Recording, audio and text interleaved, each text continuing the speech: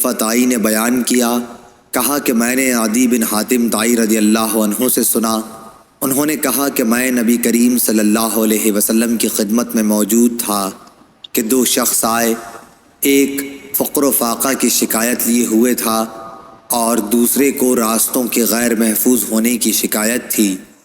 اس پر رسول اللہ صلی اللہ علیہ وسلم نے فرمایا کہ جہاں تک راستوں کے غیر محفوظ ہونے کا تعلق ہے تو بہت جلد ایسا زمانہ آنے والا ہے کہ جب ایک قافلہ مکہ سے کسی محافظ کے بغیر نکلے گا اور اسے راستے میں کوئی خطرہ نہ ہوگا، اور رہا فقر و فاقہ تو قیامت اس وقت تک نہیں آئے گی جب تک مال و دولت کی کثرت کی وجہ سے یہ حال نہ ہو جائے کہ ایک شخص اپنا صدقہ لے کر تلاش کرے گا لیکن کوئی اسے لینے والا نہ ملے گا۔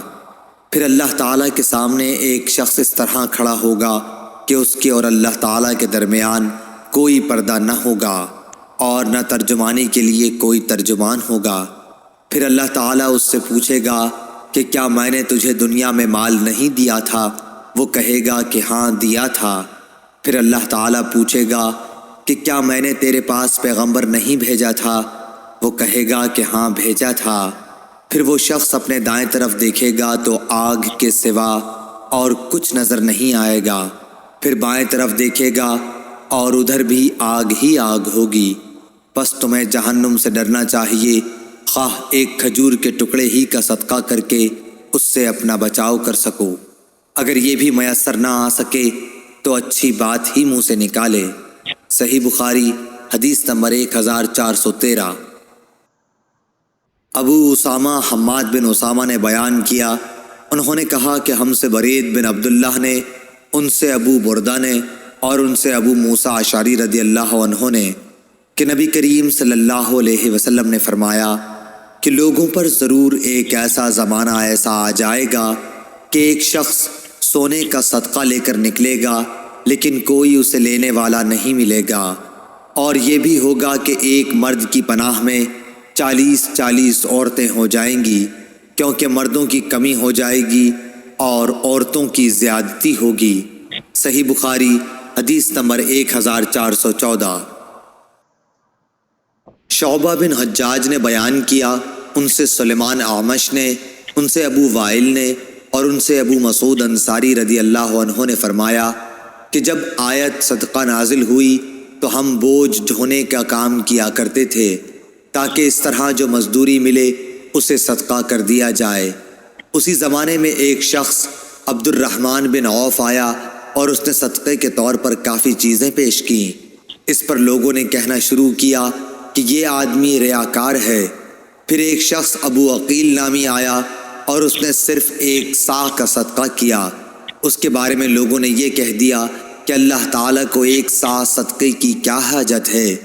اس پر یہ آیت نازل ہوئی، وہ لوگ جو مومنوں پر عیب لگاتے ہیں، جو صدقہ زیادہ دیتے ہیں، اور ان پر بھی جو محنت سے کما کر لاتے ہیں اور کم صدقہ کرتے ہیں، آخر تک۔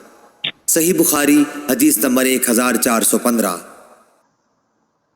سعید بن یحییٰ نے بیان کیا، کہا مجھ سے میرے والد نے بیان کیا، کہا کہ ہم سے اعمش نے بیان کیا، ان سے شفیق نے اور ان سے ابو مسعود انصاری رضی اللہ عنہ نے کہا کہ رسول اللہ صلی اللہ علیہ وسلم نے جب ہمیں صدقہ کرنے کا حکم دیا تو ہم میں سے بہت سے بازار جا کر بوجھ اٹھانے کی مزدوری کرتے اور اس طرح ایک مد غلہ یا کھجور وغیرہ حاصل کرتے جس سے صدقہ کر دیتے، لیکن آج ہم میں سے بہت سوں کے پاس لاکھ صدقے میں لاکھ درہم یا دینار موجود ہیں۔